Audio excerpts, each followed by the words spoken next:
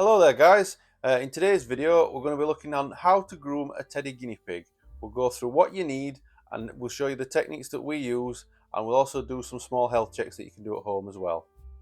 So here we have Tea Cake. She's our 4-year-old girl. She was 4 in May, and I'm just going to start off. One of the first things that you are going to need is some kind of treat. And our Tea Cake loves pea flakes, so start off by treating her with that to get her nice and relaxed. So then first thing I like to do is check for eye bogies and just try to clear those off.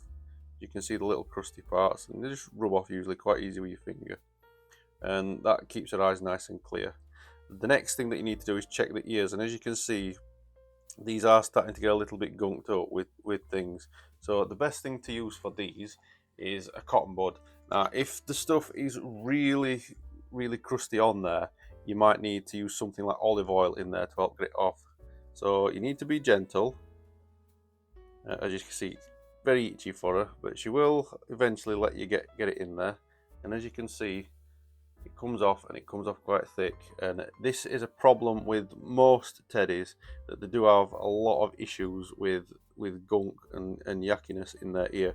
They can also get like a build-up of dead hard skin in around in these areas. And you need to check that as well, because that can lead to infections. Sometimes you can just pull it off with your finger like that. Other times, if it is really baked on, you can't quite get to it, you might need some tweezers just to get it off there. And it may look like when you get it that you've actually pulled off like a full layer of skin off the ear, but it's not. It's just like the dirt and grime and dead skin that is built up in there.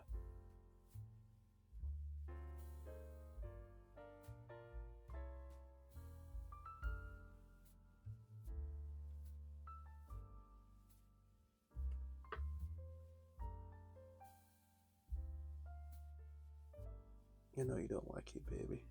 Come on, you're a pea flake.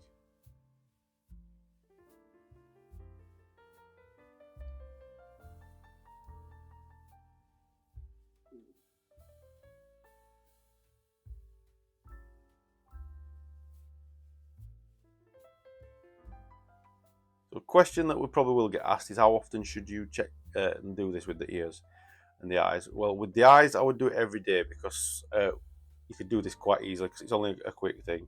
But with the ears, I would check them at least once a week. But if you have cuddle time with them, just check them every time you've got cuddle time, because some guinea pigs build up quicker than others. We've got like early Mr. Whippy that have just standard hair, and they don't seem to ever need their ears cleaning at all. But like Tea Cake and Halloumi are a lot worse, because it's a normal thing for teddies to have. So if you've got a teddy, I would definitely be checking them at least once a week, or maybe even every day if you're having them on your lap. Pressing their ear back like this doesn't actually hurt them, as you can see. It doesn't bother them. The main thing I've found is that like it's just ticklish. You'll do that and it's like, no, you're tickling me. So no pain, just that is not too bad. So you can look in that one. That one is pretty clean. Sometimes it happens that way, that you get one that's worse than the other. So some things that you should always check is ears and eyes. Also the nose. Tea Cake does have issues with breathing a lot of the time because she's brachycephalic. She's got quite a squashed in narrow airway, and it does lead to her having snotties. So if you've got one like that, then that's something that you should be checking. Also check the teeth when she lets me, and you can see there that the teeth are all in good condition. And one other thing that I do like to check, and Tea Cake is quite good at letting you to pick her up like this, but you can check the nipples for crustiness and things like that, so that you can check in for all health concerns.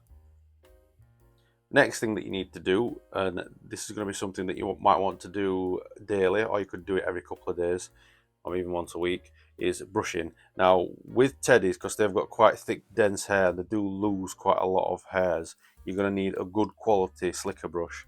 Now you can buy standard slicker brushes from pet shops that are designed for guinea pigs, but they're quite harsh to touch. This one, if you look, it's got lots of little round balls at the end, and these are actually quite soft, and you can rub that on your hand and it doesn't scratch. So that's nicer on their skin. Plus this one has a little feature, so when you've got all the hair matted in there, you can just press it up and it pulls it all off, and you can just wipe it off, so it comes off a lot easier. I'll put a link in the description to this brush, but I got this one off Amazon. It is for cats, but it works perfectly for guinea pigs, so I will show you that now. So first we'll start by brushing back because this is the most common way that you do it. Now, for most guinea pigs, this will be enough. Like I said, we haven't done a long hair before, so once we get a long hair, I'm going to learn the techniques that I need to do for that. But I'll show you what we do for the teddies, just to make sure that we get all the hair off. Tea cake is quite a bad one for losing hair, and you will see that quite a lot of hair does come out of her.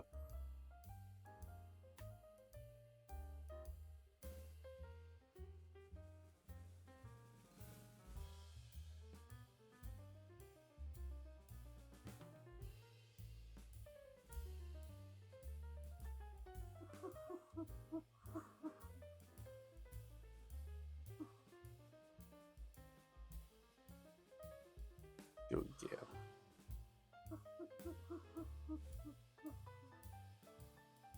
You might be able to hear her breathing. Is normal for her. She's, like I said, she's brachycephalic, which means she's got a face squashed in a bit like a pug or a bulldog, where they've got quite a short face and it narrows the airways. So we do hear that a lot with her. Sometimes it's just that she's got a little bit of something up her nose and she might need to sneeze. And sometimes it does require a bit extra, so we do nebulize her if she doesn't sneeze after so long. So if you do hear her wheezing like that a little bit in the video, that's what it is. Now this part might look a bit unusual, but I am going to brush the hair the other way, and the reason is because she's got such dense hair that you need to go in the other way to make sure that you're pulling it all out. Now she doesn't always like it at first because the hair is quite tight, but once the hair starts coming out, you do end up with a lot of hair coming out, and she will start to relax a bit more. Although she's got quite good at this because she's got that used to us doing it.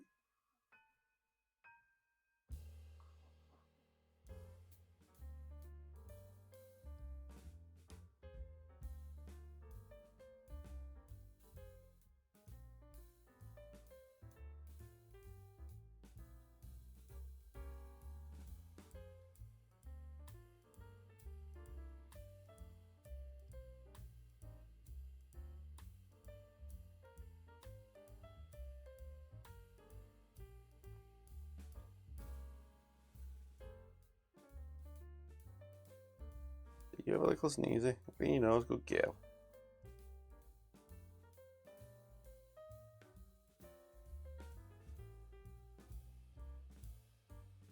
And then finally I brush it back the other way because that's then helps get all the knots out, and it will alleviate any itching that she does have, so she's not scratching anymore. And I like to do this at least a few times a week. I try to do it daily if I can, but sometimes that is a bit overkill. But as you can see, she's quite good at doing this, and she actually likes to be pampered. As you can see, this is the hair that comes off, and as you can see, there's a fair bit there that's come off, and we did brush her yesterday at that as well. And finally, just give it a little brush through with your hands. That's a little bit of reassurance. Plus, any like loose hairs will then come off the back, and you can just see a couple down here, and you can just pick them up.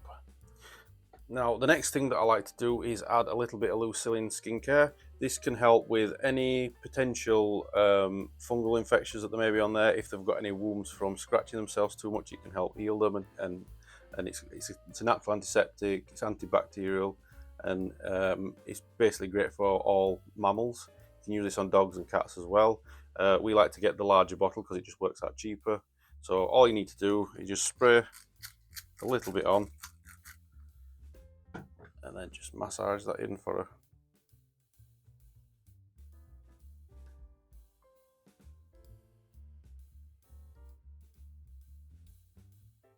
If you have an open wound, it might be better to get some onto like a cotton wool swab and spray it onto that, and then just gently wipe the wound.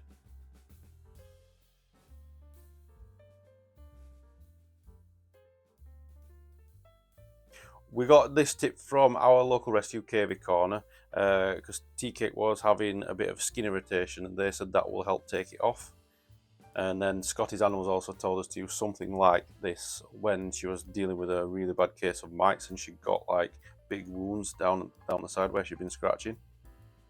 So I've done a little swap now, so I've got Loomies here, because Tea Cake has pretty much had everything done.